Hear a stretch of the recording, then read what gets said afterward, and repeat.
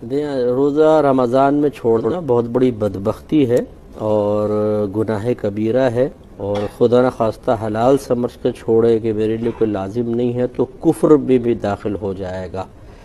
دوسری بات یہ انہوں نے کہا کہ میرے لیے بہت مشکل ہے روزہ رکھنا، بھوک اور پیاس کی تکلیف کو بہت زیادہ بڑا سمجھ کے روزہ چھوڑ دینا۔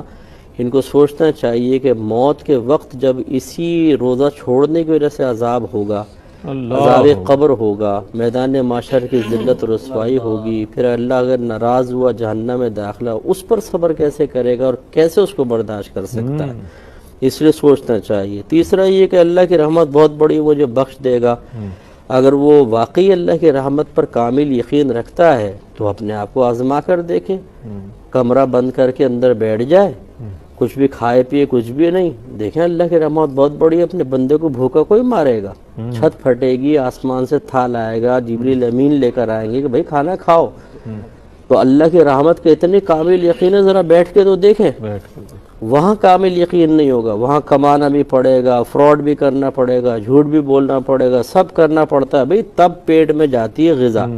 تو یہاں پر چاہے روزہ رکھو نہ رکھو، اللہ آپ سے راضی ہو جائے گا۔ یہ آپ نے خیال کیسے اپنے ذہن میں پیدا کیا؟ اس لیے غلط خیال ہے اور شیطانی نفسانی خیال ہے۔ کویسچن کیا کہ پیسہ جو سیف کر کے رکھتے ہیں اس پہ زکوٰۃ ہے کہ نہیں؟ بالکل ہے، لیکن اگر سال کا اینڈ آ گیا جو آپ نے پیسہ بچا کے رکھا ہوا ہے اور وہ کسی حاجت اصلیہ میں فوراً خرچ کرنا ہے۔ حاجت اصلیہ ان چیزوں کو کہتے ہیں جن کے بغیر ہمارا گزارا نہیں ہے۔ اس میں گاڑی بھی آ جاتی ہے، اس میں گھر بھی آ جاتا ہے، اس میں بچوں کی فیسز ہیں اور راشن وغیرہ ہے، گھر کے جو یوٹیلٹی بلز وغیرہ ہیں۔ اگر سال کے اینڈ میں یہ سب ادا کرنے کے بعد اور پھر بالکل نصاب نہیں بچتا تو زکوٰۃ نہیں بنے گی۔ لیکن اگر ایسی کوئی ارجنٹ کوئی پیمنٹ وغیرہ نہیں کرنی ہے اور وہ سیف ہے تو اس میں بالکل زکوٰۃ بنے گی۔ اور بینک سے اگر گاڑی لیتے ہیں، دیکھیں چاہے وہ اسلامک بینک سے لیں چاہے کہیں اور سے لیں، اس پہ سود نہیں بنتا، جو قسطوں کے اوپر ہوتی ہے اس پہ سود نہیں ہوتا۔ اصل میں تو وہ ٹرمز اینڈ کنڈیشنز ہوتی ہیں کہ جو بینک لگاتا ہے وہ بعض اوقات خلاف شرع ہوتی ہیں۔ تو اس لیے اسلامک بینک میں یہ ذرا اطمینان ہوتا ہے کہ وہاں چونکہ ایک مفتی صاحب ایز اے شرعی ایڈوائزر ہیں تو انہوں نے ان تمام ٹرمز اینڈ کنڈیشنز کو دیکھ لیا ہوگا اور اس کو اسلامی نقطۂ نگاہ سے جائز قرار دے دیا ہے، تو وہ اطمینان ہوتا ہے۔ عام بینکوں میں ایسا نہیں ہوتا۔ تو اگر بہرحال آپ عام بینک سے بھی لینا چاہیں تو کسی پہلے مفتی صاحب سے مشورہ کر کے پھر وہ بالکل آپ لے لیں۔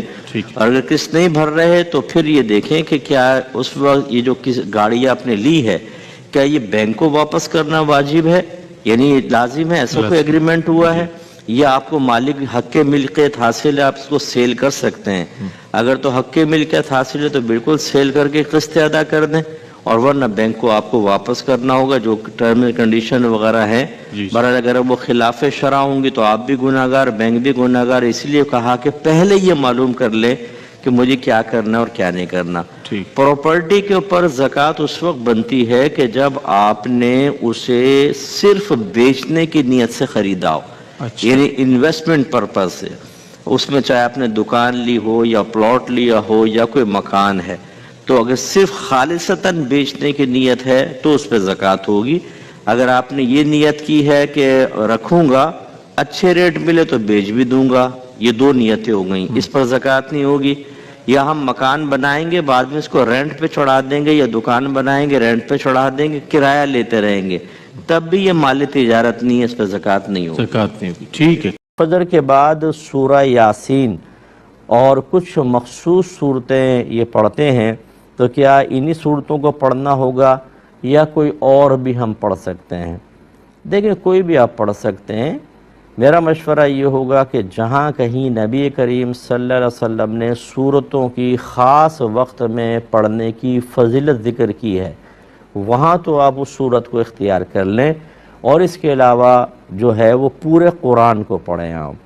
اور میں بار بار آپ کو کہتا ہوں کہ ترجمہ اور تفسیر کے ساتھ پڑھیں، یہ نہ کیا کریں کہ خالی عربک عبارت آپ پڑھیں، یہ بھی باعث ثواب ہے، اس کا بھی میں نے کبھی انکار نہیں کیا۔ لیکن اس لیے قرآن نازل نہیں ہوا کہ آپ کو ساری زندگی قرآن سمجھ میں نہ آئے، آپ قاری پڑھ کر یہی حساب کرتے رہیں کہ ایک لفظ پہ 10 نیکیاں مل گئیں، سورہ اخلاص پڑھا تو 3 قرآن کا ثواب حاصل ہو گیا، لیکن آپ کو یہ نہیں پتا کہ آپ کے رب نے آپ سے کیا فرمایا، کس چیز کا آپ سے مطالبہ کیا گیا ہے، کن کن چیزوں پر غور و تفکر کی دعوت دی گئی ہے، کس طریقے سے اپنے اندر ایک پازیٹیو چینج لے کر آ رہا ہے۔ نتیجہ وہ نکلتا ہے کہ سالہ سال سے قرآن پڑھنے والے کے عمل میں کوئی تبدیلی نہیں ہوتی، سوچ اور فکر میں کوئی مثبت تبدیلی نہیں ہوتی، وہی فاسق ہے، فاجر ہے، بے نمازی، گالیاں بک رہے ہیں، گناہ گار ہیں، حرام کما رہے ہیں۔ جی قرآن بھی پڑھتا ہوں میں، اس لیے ترجمہ تفسیر کے ساتھ پڑھیں، ہمارا مشورہ ہے۔ تو بالکل آپ کچھ بھی پڑھ سکتے ہیں، بہت اچھا ہے۔